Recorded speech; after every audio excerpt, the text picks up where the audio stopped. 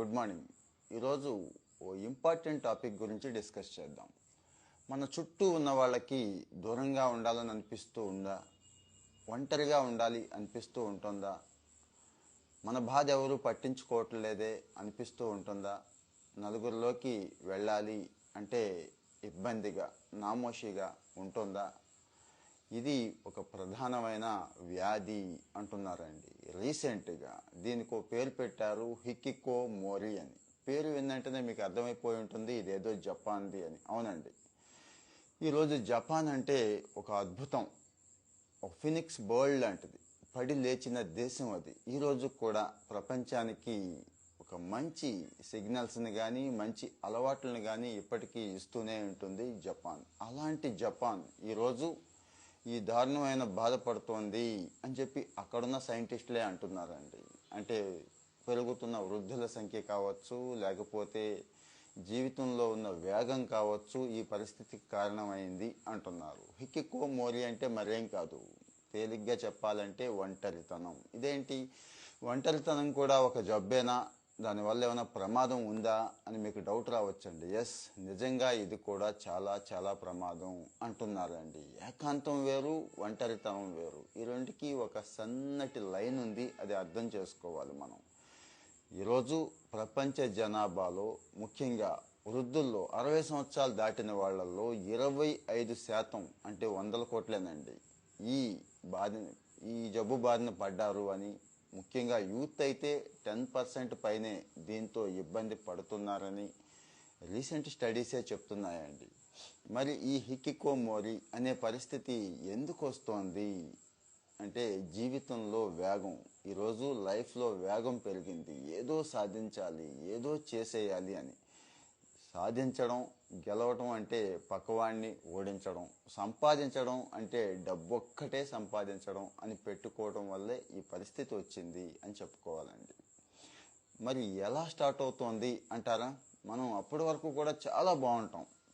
అంటే ఎడ్యుకేషన్ చక్కగా దాటేస్తాం, school education, college education బ్రహ్మాండంగా అయిపోతుంది, జాబ్ కూడా మంచిదే వస్తుంది. ఇంకా ఆఫీసులో ఏ టాస్క్ అయినా కానీ, ఏ పనైనా కానీ ఈజీగా చేసేస్తాం. కానీ సడన్గా ఒక రోజు వస్తుంది, ఆ రోజు అన్యమస్కంగా అయిపోతాం, నంబైపోతాం. ఇంటికి వెళ్ళిపోతాం, ఉద్యోగం కూడా రాజీనామా చేసేస్తాం, ఎవరితో ఏమీ మాట్లాడాలని అనిపించదు, గదిలోకి వెళ్ళిపోతాం. మనం ఒంటరిగా ఉండాలి అనుకుంటూ ఉంటాం. ఇలాంటి పరిస్థితే ఈ వ్యాధి లక్షణాలండి. అంటే ఇది కేవలం ఉద్యోగం చేసే వాళ్ళకి, వర్క్లో ఉన్న వాళ్ళకే కాదండి. ఈరోజు చాలామంది యూత్లో, చదువుకుంటున్న పిల్లల్లో కూడా, అంటే పూర్తి స్థాయిలో కాదు, పాపం ఏం చెయ్యలేక అన్యమస్కంగా ఉంటారు, అలా చదువుతూ ఉంటారు. కానీ సైకలాజికల్గా అయితే ఆ ఫీల్ అయితే ఉండిపోతుందండి. అంటే అందులో ఉంటారు, ఆ బాధపడుతూ ఉంటారు అన్నట్టు.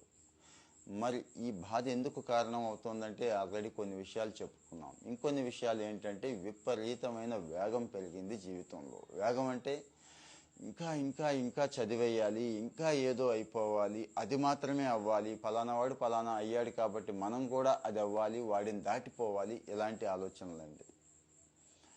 దీనికి కారణం ఏంటి అంటే ఎక్స్పెక్టేషన్స్. విపరీతమైన ఎక్స్పెక్టేషన్స్ ఉంటాయి మనకి. జీవితం అంటే ఇదే, జీవితం అంటే ఇలాగే బతకాలి, ఎంతే సంపాదించాలి, ఎలాంటి ఇంట్లోనే ఉంటేనే జీవితం, ఇలాంటి బట్టలు వేసుకుంటేనే జీవితం, ఇలాంటి ఉద్యోగం చేస్తేనే, ఇలాంటి కారు కొనుక్కుంటేనే అనే ఆలోచన చాలామందికి ఉంది. సో దాని నుంచి బయటికి రావాలి. దాని నుంచి బయటికి వచ్చినప్పుడే మనం హ్యాపీగా ఉండగలుగుతాం. హ్యాపీగా ఉండటం సంగతి దేవుడు ఎరుగు. ఈరోజు మరి ఈ హికికో మోరి అంటే ఈ ఒంటరితనం బాధపడిపోయి నానా బాధలు అనుభవిస్తూ ఆల్మోస్ట్ ఆల్ ఆత్మహత్య వరకు కూడా చాలామంది వెళుతున్నారు. వెళ్ళలేని వాళ్ళు స్వయంగా ఇంట్లోనే కుంగి కృషించిపోయి కుమిలిపోతూ ఉంటున్నారండి. ఇక టెక్నాలజీ పాత్ర కూడా ఉంది ఇందులో. ఈరోజు గ్యాడ్జెట్స్ వచ్చిన తర్వాత ఫోన్ కావచ్చు, ట్యాబ్ కావచ్చు, ల్యాప్టాప్ కావచ్చు, దానికి అతుక్కుపోయి అందులో ఉన్న వీడియో గేమ్స్ కానీ, మూవీస్ కానీ, ఓటీటీ కానీ, ఇక పూర్తిగా బ్రెయిన్ దానికి అప్పచెప్పేస్తున్నాం. మనం ఒక చిన్న డెసిషన్ కూడా తీసుకునే స్థాయి ఉండటం లేదు. మన మీద మనకి సెల్ఫ్ కంట్రోల్ కూడా పోతుంది. ముఖ్యంగా యూత్లో, పిల్లల్లో ఈ పరిస్థితి అయితే చాలా చాలా ఎక్కువ ఉంది. మరి వీటికి కాస్తో కూస్తో దూరాన్ని అలవాటు చేస్తూ అంటే మొదట్లో కష్టమే అయినా కూడా జాగ్రత్తగా అలవాటు చేస్తూ వేరే వ్యాపకాలు చాలా ఉన్నాయండి. బయట గేమ్స్ ఉన్నాయి, ఫ్రెండ్స్ ఉన్నారు, ఫ్యామిలీ ఉంది, ఇంకా రకరకాల అకేషన్స్ ఉన్నాయి కదా. ఫిజికల్గా నలుగురు కలుసుకునే అకేషన్స్, నలుగురు మాట్లాడుకునే అకేషన్స్, నలుగురు షేర్ చేసుకునే అకేషన్స్ ఉన్నాయి కదా. అలాంటి చోట ఏదైనా చిన్న ఏర్పాటు చేసుకున్నా, అలాంటి వాతావరణం కల్పించిన ఇంట్లో పిల్లల్ని దీంట్లో నుంచి కాస్త బయటికి తీసుకొచ్చే అవకాశం ఉంటుంది. లేదు ఇది కాదు అనుకుందాం, ఇంకా పెద్దవాళ్ళు ఉన్నారు, వాళ్ళు ఏం చేయాలి? పెద్దవాళ్ళ సంగతికి ప్రత్యేకంగా చెప్పేదేముంది? విపరీతమైన ఎక్స్పెక్టేషన్స్ నుంచి బయటికైతే రావాలి ముందు. విపరీతమైన కాంపిటీషన్ నుంచి బయటికైతే రావాలి ముందు. ఎంతసేపు పక్కవాడితో పోటీ పడవాలి, పక్కవాడి కంటే ఏదో చేసేయాలి, ఏదో సాధించేయాలి అనేది కాకుండా మనల్ని మనం నమ్ముకుంటూ, మన మీద మనకి ఓ భరోసాని ఇచ్చుకుంటూ, మనం రోజు రోజుకి కొన్ని వ్యాపకాలు అయితే పెట్టుకుంటూ, కొన్ని హాబీస్ అండి పెట్టుకుంటూ, జనరల్గా చేసే పని ఎలాగో ఉంటుంది. దురదృష్టం ఏంటంటే మనలో చాలామందిని నచ్చని పనే చేస్తూ ఉంటాం. ఎంప్లాయ్మెంట్ కోసం, సంపాదన కోసం, కుటుంబాన్ని మనల్ని పోషించుకోవడం కోసం ఏదో ఒక పని అయితే చేస్తూ ఉంటాం. అది పూర్తిగా ఎంజాయ్ చేసే పరిస్థితి అందరికీ ఉండదు, 90%కు ఉండదు. అలాంటి సందర్భాల్లోనే మీరు చిన్నప్పటి నుంచి దేన్ని ఇష్టపడ్డారు, ఎక్కడైతే మీకు ప్రవేశం ఉంది, ఏ ఏ రంగాల్లో, అంటే ఇక్కడ కూడా మీరు ఏదో పెద్ద ఎక్స్పర్ట్ అయిపోవాలి, పద్మశ్రీకి అనేం కాదండి. దాని మీద కాస్త ఫోకస్ పెడితే, దాన్ని నేర్చుకోవడం, దాన్ని మొదలెట్టడం స్టార్ట్ చేస్తే కాస్తో కూస్తో రిలీఫ్గా ఉంటుంది. సో మరి ఆ రోజున కోవిడ్ రీసెంట్గా లైఫ్ స్టైల్ ట్రెండ్స్ ఉన్నాయి కదా, షుగర్ కానీ బీపీ కానీ, వాళ్ళు కూడా పాపం కుంగిపోతూ ఉంటారు. వీటికంటే కూడా ఇది ప్రమాదకరం అని చెప్తున్నారండి. ఎందుకంటారా? కార్టిసోల్ మీకు తెలుసు. కార్టిసోల్ అనే ఒక హార్మోన్ ఉంటుంది. ఆ హార్మోన్ మన మీద ఎంతో ఎఫెక్ట్ చూపిస్తుంది అని చెప్పి. సో ఆ కార్టిసోల్ ఇంబ్యాలెన్స్ అవుతోంది ఈ ఒంటరితనం వల్ల, ఈ కుంగుబాటు వల్ల అని కూడా నేరుగా రీసెర్చెసే చెప్పేస్తున్నాయి. సో ఆ పరిస్థితి రాకుండా ఉంచుకునే ఏర్పాటు చేసుకోవాలి. ఇక ఎక్కువగా మగవాళ్ళకే ఈ ప్రమాదం కూడా ఉంటుంది. ఆడవాళ్ళ కంటే కూడా మగవాళ్ళకే ఎక్కువ ఇది ఉంటుంది అంటున్నారు. ఎందుకంటే సహజంగా కుటుంబ బాధ్యతలు మీదేసుకునే విషయంలో, ₹4 సంపాదించే విషయంలో, బయటికి వెళ్ళి పనిచేసే విషయంలో వీళ్ళు బాధ్యత తీసుకుంటారు కాబట్టి ఇక్కడ మగవాళ్ళు కుంగిపోవడానికి ఎక్కువ అవకాశం ఉంటుంది అంటున్నారు. మరి దీని నుంచి బయట ఎలా పడాలి అంటే మరేం లేదండి.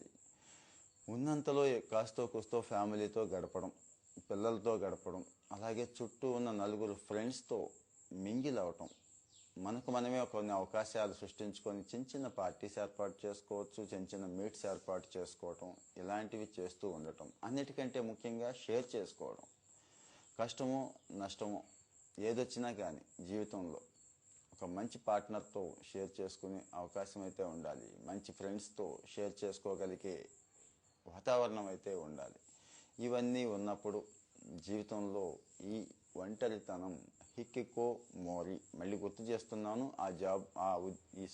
ఈ జబ్బుకి జపాన్ వాడు పెట్టుకున్న పేరు చాలా ప్రమాదకరంగా ఉందండి. అక్కడ trend, even American psychologist association కూడా చెప్తోంది. ఒక్క జపాన్ని మనం తీసుకుంటున్నాం, పేరైతే అక్కడ పెట్టారు, కానీ ప్రపంచం అంతా ఉంది. అమెరికా లాంటి దేశాల్లో ఇంకా ఎక్కువ ఉంది. ఎందుకంటారా? ఎక్కువ మంది అక్కడ నేటివ్ అమెరికన్స్ కాదు, బయట దేశాల నుంచి వచ్చిన వాళ్ళు, ఆ సమాజం నుంచి వచ్చిన వాళ్ళు కాదు, బయట సమాజం నుంచి వచ్చి అక్కడ అడ్జస్ట్ అవ్వలేక ఇబ్బందులు పడుతున్న వాళ్ళు ఉన్నారు. ఈవెన్ ఇక్కడ మన పిల్లలు కూడా అమెరికా వెళ్ళి అక్కడ ఉంటున్నారు చూడండి, వాళ్ళల్లో కూడా చాలామంది పాపం ఈ ఒంటరితనం అనే బాధతో ఉంటున్నారు. సో అక్కడ లోకల్ కమ్యూనిటీతో మింగిల్ అవ్వే అవకాశం కొద్దిగా తక్కువే ఉంటుంది. కానీ మన వాళ్ళు ఉంటారు కదా అక్కడ, వాళ్ళతో కలిసి ఉండొచ్చు, వాళ్ళతో మాట్లాడుతూ ఉండొచ్చు, వాళ్ళ సపోర్ట్ తీసుకోవచ్చు. లేదు, ఈరోజు ఈ డిజిటల్ని, ఈ సాంకేతికతని, ఈ గ్యాడ్జెట్స్ని ఈ రకంగా కూడా వాడుకోవచ్చు. ఎప్పుడు ఫ్యామిలీతోనూ, ఫ్రెండ్స్తోనూ, ఈ దేశంలో ఉన్న వాళ్ళతో కూడా కనెక్ట్ అయి ఉండటం ద్వారా అమెరికాలోనూ ఇంకో చోట ఉన్న వాళ్ళకి కూడా ఈ ఒంటరితనం అనే బాధ నుంచి దూరంగా ఉండే అవకాశం ఉంటుంది. సో మరి మీకు ఇలాంటి లక్షణాలు అంటే ఏదైనా అనిపిస్తున్నాయా? దూరంగా ఉండాలని, ఒంటరిగా ఉండాలని, చెప్పుకోవడానికి ఎవరు లేరని, మనల్ని ఎవడు అర్థం చేసుకోవట్లేదని, మన గురించి ఎవడు పట్టించుకోవట్లేదని, ఇలాంటివి ఉంటే కనుక ఒక్కసారి ఆలోచించండి. మనం కూడా ఆ సైకలాజికల్ ట్రాప్లోకి వెళ్ళిపోతున్నాం, ఆ ప్రమాదంలో పడుతున్నాం అనే విషయం గుర్తించాలి. మరి ఈ విషయం మీద మీకు ఇంకా ఏదైనా అనుమానాలున్నా, సందేహాలున్నా కామెంట్లో అయితే చెప్పండి.